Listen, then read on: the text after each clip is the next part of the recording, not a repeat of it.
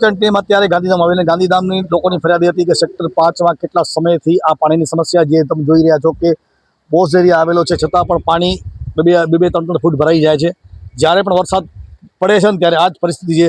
નાલામાં ગટરનું પાણી પણ ભેગું જાય છે અને વરસાદી પાણી પણ ભેગું જતું હોય છે।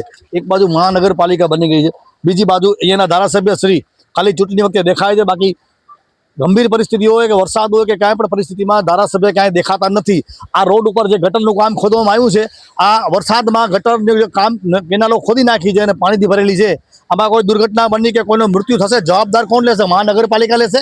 માત્ર ને માત્ર ચૂંટણી વખતે ધારાસભ્ય દેખાતા હોય, અધિકારીઓ પદ અધિકારી દેખાતા હોય છે, પછી આ પદ અધિકારી કે ધારાસભ્ય કોઈ દેખાતા નથી, આવું લોકોનું કહેવું છે।